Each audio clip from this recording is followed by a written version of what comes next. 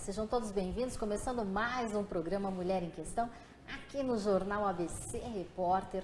Você sabe, todas as tardes a gente tem um encontro marcado aqui, não é? Lembrando você que hoje, sexta-feira, tem coluna Mulher em Questão também no Jornal Impresso. E você pode também acessar o site www.jornalabcreporter.com.br, o jornal da sua confiança, tá certo? Obrigada pelo carinho, pelo prestígio de sempre, de vocês estarem aqui conosco. Meus amores, na tarde de hoje eu estou recebendo aqui um amigo, ele que também é professor, não é, de inglês, não é? E aí nós vamos falar um pouquinho hoje das relações, não é, aí das palavras em inglês e português comigo, Ricardo Witt. Boa tarde. Boa tarde, obrigado pelo convite, primeiramente. Tá muito bom estar aqui com você. Olha, eu que agradeço. Quanto tempo já dando aula, Ricardo? Ó, esse mês, eu não sei o dia exatamente, mas foi em janeiro de 87, ou seja, dá 31 anos de sala de aula. E 23 para 24 de administração de escola de inglês. Sempre inglês? Sempre inglês. Também trabalho com espanhol, mas eu não dou aula de espanhol. Eu administro a escola onde a gente trabalha com os dois idiomas. Mas sala de aula, o meu forte é o inglês. Que bacana. E Ricardo, você acha que hoje as pessoas estão procurando mais o inglês? Por conta também do mercado, da exigência, da globalização? Não, então, essa é a palavra-chave, né? Desde que criaram a palavra globalização, a procura aumentou, com certeza. Mas eu pego o meu exemplo, quando eu tinha meus 13 para 14 anos de idade, mais ou menos, foi quando meu pai me colocou o dilema: você quer fazer alemão, uma vez que eu tenho a nacionalidade alemã, ou você quer fazer o inglês? E eu optei por inglês porque era uma língua mais comercial na época. Isso nos meus 13, 14 anos. E já era bem procurado. E passaram-se 35 anos para 36 e ainda é bem procurado. Infelizmente, as pessoas só procuram mesmo na hora que a água bate na canela. Ou seja, eu preciso para ontem um curso de inglês, eu preciso falar fluente e tudo mais. Mas é uma língua muito procurada até hoje em dia. Agora, por que também você acredita ser, é claro, né, procurado? Porque inglês, enfim, tomou conta do mundo, né? Sim. Quem não fala inglês, né? Seja árabe ou seja de outra nacionalidade, onde quer que você esteja, as pessoas que não falam muitas vezes o idioma daquele país acabam falando por conta do inglês. Você acredita que é mais fácil assim? Você está, por exemplo, você está na Finlândia. Bom exemplo. Tá? Posso descer um pouquinho? Vamos para a Suécia, tá? Vamos. Que eu tive na Suécia em 2008, há exatamente 10 anos atrás. Eu fui numa viagem de turismo, entrei no avião tranquilo com mais 30 amigos, foi uma excursão, e tinha pessoas preocupadas e tudo mais, mas eu estava tranquilo por causa do inglês. Acreditando, dentro da minha ingenuidade, que o sueco possivelmente era um idioma próximo ao alemão, que eu, até os 7 anos de idade, eu falei os dois idiomas dentro de casa, alemão e português. Mas quando eu cheguei na Suécia, me espantei, porque tanto na Dinamarca como na Suécia, o idioma me soava aos ouvidos como russo, alguma coisa assim, era bem diferente.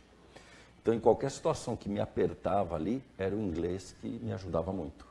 Isso eu digo desde o atendimento dentro de uma loja, no evento que eu fui, que foi um festival de música, até mesmo na rua, para me orientar, para chegar nos museus e tudo mais, por incrível que pareçam, eram assim, guardas civis, como a gente chama aqui o GCM, né? E uma pessoa de cabelo grisalho, tudo, abordei ele em inglês, respondeu sem problema nenhum. Tá? E é o que me perguntam muito: por que será que é o inglês? Porque o dólar é uma moeda forte, porque o americano, não há nada a ver, né? Então eu que domino o idioma e trabalho com o idioma, eu consigo ao longo do curso mostrar por A mais B que o idioma inglês é um idioma muito fácil comparado com os idiomas de língua latina, que é o português, o francês também, né? O espanhol e o italiano. Então é por isso que o inglês se dissemina tanto ao redor do mundo pela facilidade na estrutura e até mesmo na forma de pronunciar as palavras. Meu Deus. E a globalização foi a palavra-chave, né? Então agora a geração nova, né? Seja do seu filho Lucas, né? O meu filho, que é o Vinícius, então eles já são de uma geração que estão expostos ao idioma quase que 24 horas. Nós não somos da geração da TV a cabo, da internet. Então, tudo do videogame, né, que a explosão veio justamente agora, na década de 90 para agora. Então, esta exposição, mais a abertura e tudo mais, torna com que a pessoa tenha interesse e a curiosidade pelo idioma. E esses cursos que a gente vê assim, faça inglês em 3 semanas ou coisa parecida. A pessoa, você disse agora que o inglês é tão fácil. Para mim ficou mais difícil ainda, porque eu sempre achei muito difícil. Mas dá para aprender? A sua pergunta assim? É muito interessante, porque é marketing, né? Então, muitas escolas de idioma, elas colocam lá, aprendam inglês fluente em 18 meses, em 3 meses, 8 semanas eu já vi. 8 semanas são 2 meses. Não, eu diminuí, eu falei 3 semanas. 3 semanas, mas já vi em 2 semanas. O que eu posso dizer, Priscila, eu fico numa situação delicada, porque, de repente, é um concorrente meu. Mas depende muito do seu tempo de estudo e tudo mais. Mas o que pega muito é a palavra fluente. O que eu entendo como uma fluência no idioma? É o que eu estou fazendo exatamente com você agora. A gente está conversando em português fluentemente. Eu não estou pensando no que eu estou falando, a coisa flui naturalmente. Agora, para você pegar um segundo idioma, aprender e falar assim, vamos cruzar o braço e vamos discutir sobre economia, vamos discutir sobre esporte, qualquer assunto. Isso requer anos e anos de dedicação. Repito, eu tenho 31 anos de sala de aula, né? Eu entro em sala de aula, alunos me perguntam, professor, como é que eu falo isso ou aquilo? Por várias vezes, né? Eu sou modesto, por várias vezes eu falo, opa, vamos pesquisar junto, porque língua é uma coisa dinâmica, tá? Então, com dedicação, né? Há pessoas que me procuram e querem fazer aulas todos os dias, diferente daquele curso tradicional de 2 vezes por semana. Logicamente, quanto maior for a sua carga horária semanal, mais rapidamente você atinge o seu objetivo. Mas 18 meses, 2 semanas, 15 minutos, é que eu falo, tá? Só Jesus Cristo faz milagre. Se o seu professor chamar Jesus Cristo, faz a matrícula na hora. Fora isso, nossa, é complicado. É muito. Tá? Vai por mim, vai por mim. E você falou de sala de aula, mas dando aula particular na sua escola ou na escola pública ou mesmo na particular? Eu nunca trabalhei em escola pública, né? Já trabalhei treinando professores da rede estadual de ensino, tá? Então, numa das organizações que eu trabalhei, a gente tinha um curso específico de aprimoramento, né, de conhecimento da língua inglesa para professores da cidade de São Paulo, desculpa. Então, o que acontece? Então, eu tive contato com eles, tá? Então, a minha experiência realmente é dentro de sala de aula, em escola privada, né, particular, a tradicional escola de inglês, e em empresas também, tá? Então, esse é o meu conhecimento de sala de aula. A realidade de uma escola pública, onde você tem 30, 40 alunos, né? São alunos que não necessariamente estão lá para aprender o idioma. Há uma diferença de você estudar inglês na rede pública ou até mesmo na escola tradicional, né, de ensino fundamental ou médio. Nem todos que ali estão, eles estão interessados em aprender o idioma, é porque faz parte da grade curricular. A partir do momento que a pessoa vem e entra numa escola de idiomas, posso provar que é uma realidade totalmente diferente. É uma escola preparada para te passar o conhecimento, onde você vai desenvolver a parte escrita, que é a única coisa que se faz geralmente numa sala de aula de escola, ensino médio fundamental. Mas numa escola de idioma não, você vai aprender a escrita, tanto a leitura como, né, a escrita e também a parte auditiva e a parte oral, que justamente essas duas partes não são enfatizadas e trabalhadas na escola tradicional, só na escola de idiomas. Muito bem, inclusive você já até respondeu o que eu também ia lhe perguntar, não é? Dessa diferença. E Ricardo, eu queria saber de você também. Eu acho difícil o inglês, sabe por quê? Perdoe a minha ignorância, mas a pessoa escreve uma coisa e fala outra, é assim mesmo? É isso mesmo, tá? Então, é o choque que há, né? Que é a coisa normal. Então, é um trabalho a ser feito dentro de sala de aula. Logicamente, além de professor, eu tenho que ser, às vezes, psicólogo. Tem que acalmar o cidadão que está quase tendo uma convulsão, porque toda letra I em português, ela vai ter o som de I, vamos pensar assim. Sim. Já em inglês, né, para quem tem um pouco de conhecimento, sabe que às vezes aquele I pode ter um som de I, que é o caso de live, que é morar, ou então pode ser o I com som de I, como é life, que é vida. Então, este choque cultural é normal, Porque a gente já tem o idioma, o primeiro que é o português. Então a gente pega o português como parâmetro. Então na nossa cabeça todo I vai ter som de I. Aí você vai estudar um outro idioma, repito, o inglês, que tem essa variação. O aluno no começo ele pode causar um estranhamento, mas é o que eu sempre falo para o aluno, quanto mais tempo você estiver exposto ao idioma, mais fácil ele se torna.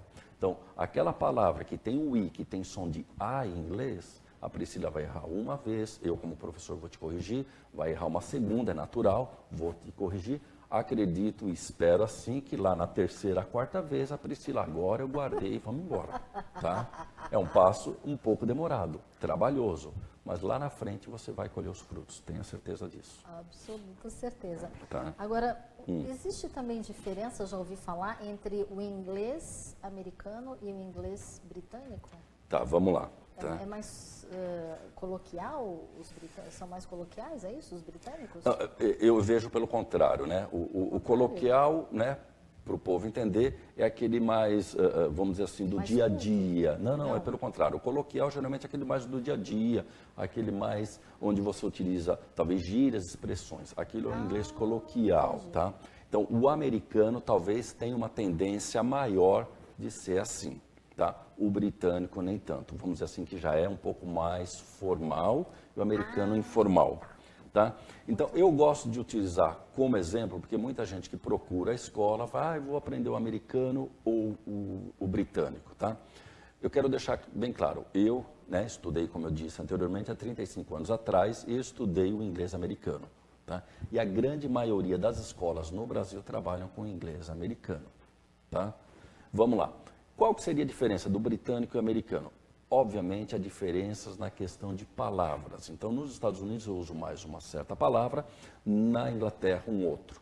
Mas em questão de estrutura, de gramática, vamos dizer assim, as duas línguas seguem o mesmo padrão. É como se você vai para Portugal agora, tá? Você vai falar que língua lá? A língua portuguesa. Mas você vai ter um pouco de choque. Poxa, aquele português de Lisboa, ele falou uma palavra que eu não estou habituado a usar no Brasil. E é o mesmo idioma. Verdade. Então, isso demanda-se um tempo também, você vai se acostumar. Então, eu também já estive na Inglaterra, vou ser sincero, até meus alunos vão ficar chocados. Eu levei pelo menos uns 2 dias para acostumar meu ouvido, porque o som das palavras é bem diferente às vezes, ou só um pouco, e levou um tempo também para eu me acostumar. Aí depois parece que a tecla SAP eu consegui trabalhar com isso normalmente. Se for lá para a Austrália, que é na Oceania, que está muito mais distante, tenha certeza que o inglês é a mesma estrutura, mas as palavras sofrerão interferência talvez de dialetos, né, dos aborígenes, né, da colonização também e tudo mais. Mas é o mesmo idioma. E Ricardo, e quem quiser fazer aula, de repente, só para buscar o jargão, vamos supor, o jargão técnico, é possível? É possível, tá? Então, eu sempre ouvi falar assim, eu preciso aprender o inglês técnico. O que vem a ser o inglês técnico? Então, você é jornalista. Então, na área de jornalismo, é um tipo de jargão. Pode ser um médico, então ele vai usar um outro vocabulário dentro da medicina. Pode ser uma advogada, então vai ser um outro vocabulário. Então, o inglês técnico é muito relativo. Há 20, 30 anos atrás, quando alguém falava assim, Ricardo, você dá aula de inglês técnico? Então, a primeira coisa é porque eu sabia que a pessoa geralmente era engenheiro. Então, era onde era requerido muito inglês, por causa de manuais, maquinário, era tudo importado. Então, hoje em dia, você tem que classificar o que vem a ser técnico. Mas o ideal é o quê? Você ter o inglês padrão, que a gente chama de standard. Então, quando você tiver um certo nível, vamos dizer assim, intermediário, já chegando no avançado do inglês tradicional padrão, aí eu consigo aplicar vocabulários mais específicos na área de business, que é negócios, e assim por em diante. Muito bem, meus amores, eu quero agradecer o carinho de vocês. Obrigada, Ricardo. Você viu como passa rápido? Gente, quem quiser encontrar o Ricardo Witte no Facebook, é muito fácil, né, Ricardo? Isso, é Ricardo Witte, né? Meu nome está aí, vocês vão ver, tá? E é muito fácil de me encontrar lá. Me adiciona toda semana, não, todos os dias, desculpa, eu coloco sempre uma novidade em inglês na página da escola. Tá certo. Gente, muitíssimo obrigada. Fiquem com Deus. Até o próximo encontro com o programa Mulher em Questão. Moda, saúde e beleza, carreira, lar e decoração, comportamento e